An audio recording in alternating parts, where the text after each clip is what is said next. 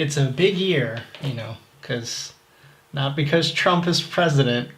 But, oh yeah, is he? Yeah. Oh, okay. Spoilers. I sold my arcade stick. Yeah. And I uninstalled Street Fighter. Done. That is. I had no idea how much it meant to you until you were telling me last week. Oh yeah. How many hours a day you'd spend on this thing? I showed you that app with all the frame data and all the key combinations. Yeah. That was crazy. Yes. Because when you say you just go to a Street Fighter tournament on Monday night or something, I just figure you go and mash buttons for a couple hours playing with friends or something. And you're like, no, this is a serious business. Yeah. It's like worse than fantasy football or something. Oh, that was my fantasy football to me.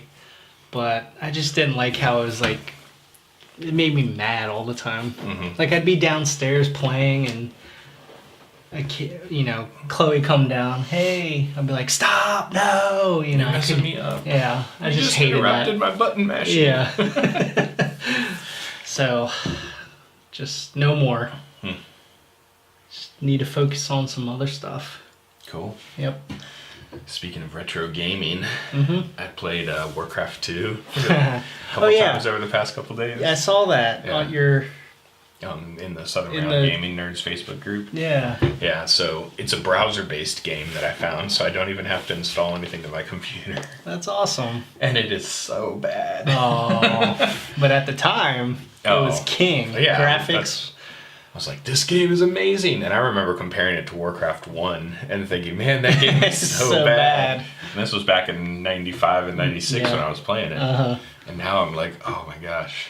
I'm doing things that I expect from StarCraft. Yeah. The ability to group an army together and quickly recall them. Yeah. Doesn't happen. Yeah, hotkey 1, 2, and 3 teams. Yep. Yeah. And you can't group more than 9 units at a time. And and basically you have to click and drag and then hold down shift and select individual units. And I'm like, this is painful. Did you ever play Warcraft 3? Mm-hmm. Oh, okay. Yeah, so the revolutionary design from StarCraft 1 and 2 and Warcraft 3, it's missing in Warcraft 2. Yeah. So I'm like, because Warcraft 2 is for me is Warcraft, because I didn't play World of Warcraft, and Warcraft 3 I barely played, but Warcraft 2 was this is Warcraft. Right. And the movie was actually pretty good. I saw that too last week. I hadn't seen it yet. Yeah, I liked it. Yeah, Warcraft to me was Warcraft 3 because that's when I got into it. Okay. And that's when I started playing online because the story was awesome, but the only way to get good was to just play online and get wrecked because then you would figure out, oh, I'm supposed to do this. Why did I lose? Multiplayer stuff. Yeah. Yeah. That wasn't even in Warcraft 2 until... I think in 98 or 99 they came out with a BattleNet edition. Yeah. And that allowed you to play Warcraft 2 against other people. Yeah. So, but StarCraft was the first BattleNet game. So. And during Warcraft 3, that was 2003. That's when I got a cable internet. I got Comcast. So nice. I was like, yes. Sweet. I didn't have to run the phone line from the kitchen, stretch it all the way to my room. Nice. Yep.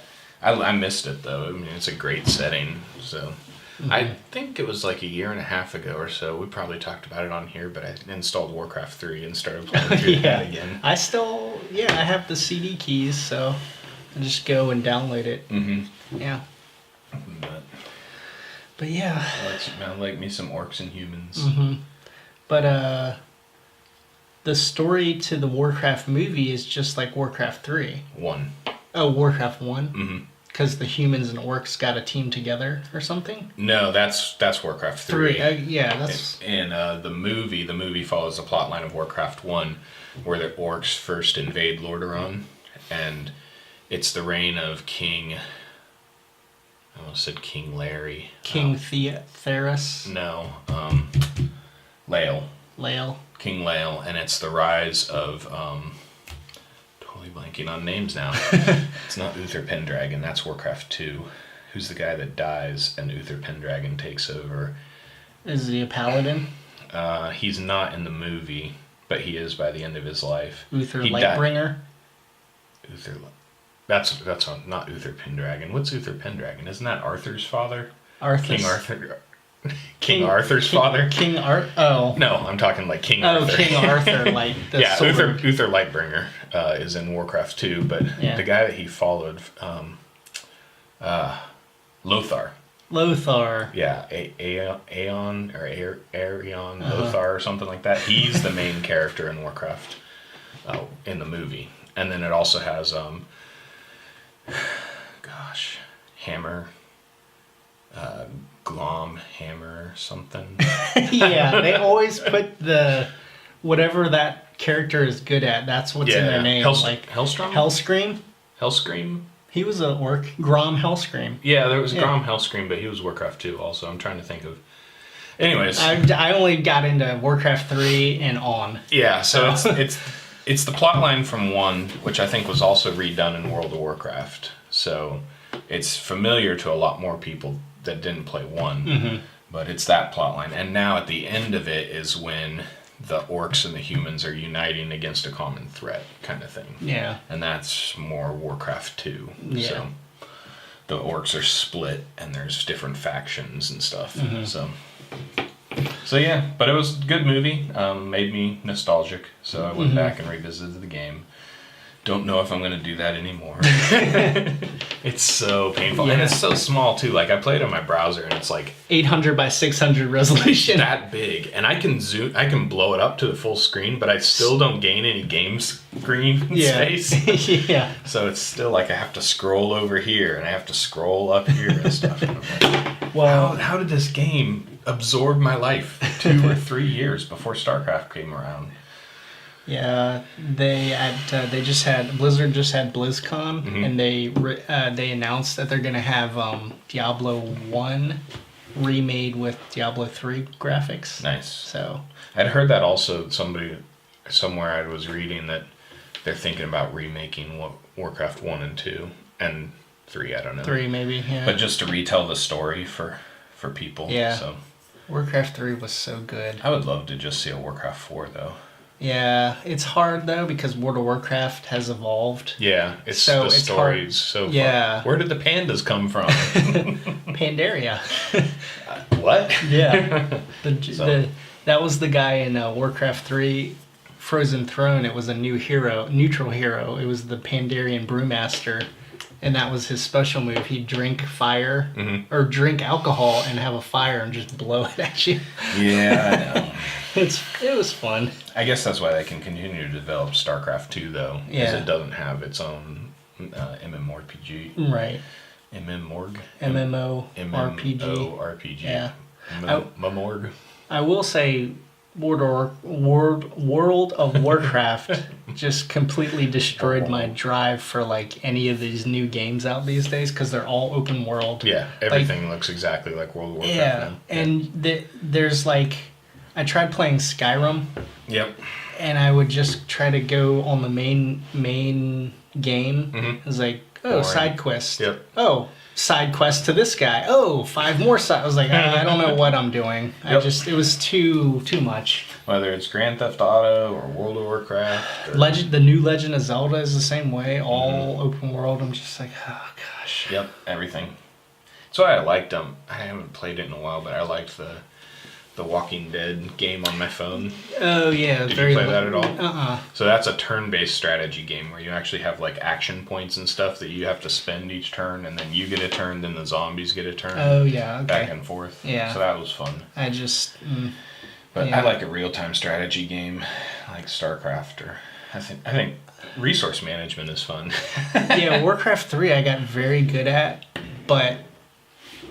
I mean, there was always people better than me online, but I just felt like I had a handle over, I understood the game. Yeah. I heard there's going to be, or they've just released a Civilization 6? Yeah. Or 7? 6. Is it 6? I think it's 6, yeah. I never played any of those games. I haven't played Civilization since Civilization 2. So it's been a while. Yeah. Those were like resource management out the yin yang. It was just like that. Every was all detail. It was. Like, you need to decide what kind of research you're going to do to further your world. So, and then are you gonna go to space, or are you gonna go to the ocean? Rome. Yeah. I'll just play real life. That's the hardest resource management. My favorite game when I was a kid. Well, I say that a lot, but I had a game called Caesar 3, and you ran a Roman colony basically, but there was it basically turned into goods and services trading. So you'd have barbers, and you'd have like praetorians, and you'd have all this kind of stuff. Yeah. And your city would catch on fire, and there'd be riots in the streets if wages weren't high enough and stuff. And then you had to like appease like 5 or 6 different gods with festivals and stuff like that. Gosh. But it was actually really fun. Yeah. I went back and played that a few years ago too. So actually about 8 years ago, I went back and played Diablo 2. And Diablo 2 came out in 2002. No, 2000. So 8 years ago. 2000. Yeah. And I was like, this is still kind of fun. Because it was before 3. Yeah. I liked how 3 was a good continuation of what you liked from 2. Yeah. So they seem to take the same story though. Like World 2 was the desert. I was like, oh, come on, guys, you did this already. Didn't I kill all these demons the first 2 times around? Yeah. Good game. Stay a while and listen. So. Okay, well. So since nothing else is going on in the world, no. Talk about computer games. Oh man, I this is actually what I'm gonna say is gonna go into our main topic. I pretty much revamped my Facebook and my Twitter, and I just made it so I don't see anybody's stuff except people can see what I post on Hadoken Det fan page and this podcast community page that helps me like learn stuff. So I was just like, you unfriended hid everybody. I unfollowed everything, and after the Wednesday morning, I was just like, I'm so anxious and just frustrated. I want to say certain things, but I don't, and everybody's gonna take it the wrong way. And if we're sitting down and talking, it'd be one thing, but if I say the same thing on the internet, then people are gonna get peed off. And so that's what I did. That's your stance. That's my stance. And I don't have FOMO for not being involved. For not being involved. Fear of missing out. That's our main topic. Yeah, that's what we'll be talking about. I don't think I ever had fear. I don't think I ever had FOMO for things. Really? Yeah. Maybe, well, I was going to say, we've talked about this before, and you have. You always feel like people are having a much better life than you're having. Yes, and that. They never invite you out. Yeah, okay, but it's twofold. Okay. It's, yes, I feel like they're all having more fun than me, but at the same time, if they did ask me, I'd be like, I don't even want to go. So it's like, the fear is not enough to make you actually want to not miss out. Yeah, I just want to know that I'm invited. Aww. So you have fear of being left out. Yes. FOMO. Whoa. That's something else. No. Yeah, I don't know, but even a little bit before the election, I kind of just was like, man, why am I even like on Facebook? Like, 'cause I just see everybody. It's like, check out my kids' Halloween pics. Check out this. We went to, Great Wolf Lodge. I'm just like, okay, that's for you guys. I'm not interested in that. Well, I gotta give you credit that at least you didn't write like some long post to say, I'm gonna see who actually reads my posts. Oh, gosh. Copy and paste and tell me one word how we became friends. Like this post if you still want to be friends. Because I'm weeding out everybody else who doesn't pay attention to me anyways. Yeah. It's like, don't you all know social media is not for other people? It's a narcissist's dream. I can't believe I'm not in your top 8 friends. Yeah. Oh, gosh. That was so... That was like the first couple years of Facebook, of people swearing it off and saying, I'm weeding out my friends and I'm filtering them all down and stuff. Yeah. I'm like, oh my gosh. I just stopped replying. I'm like, if you're going to be melodramatic, then just delete. Just delete. Yeah, I don't want that in my life. So yeah. But I wanted to have this discussion because I think fear of missing out can sour our life if we just live that way. Like, yeah. Another way you could think of fear of missing out is fear of missed opportunities. And I think that could, as a parent, I think of all the things that my kids are missing out on because I say no, or because I say we can't afford it, or stuff like that. So it impacts your happiness. It impacts your job satisfaction. What other jobs might there be out there that I'm wasting my time on with this one? It makes you second guess all your decisions. Yeah. And ultimately, for us, impacts the way you spend your money or don't spend your money. So I thought it'd be a cool conversation. Yeah. So definitely, I think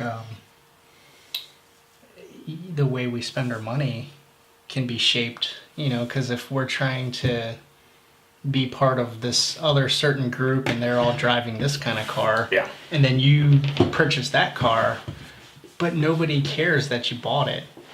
Really, the other people don't care. They're like, oh, you got that car. So unless it's a Chevy and you're in a Ford group or something. Yeah, just to make a stance. Then you have to find new friends. Yeah. But or you bought an import. Right. But yeah,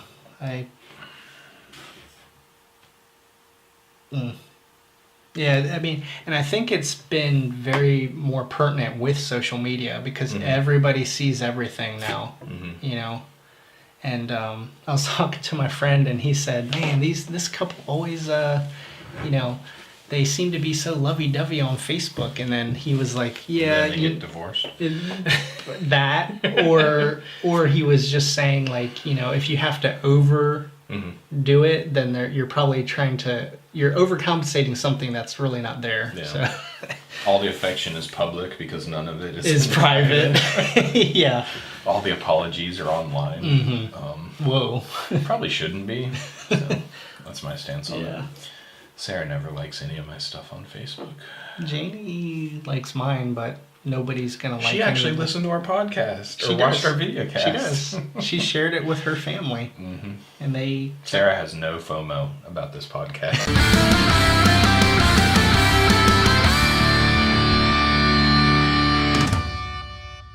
Hadoken!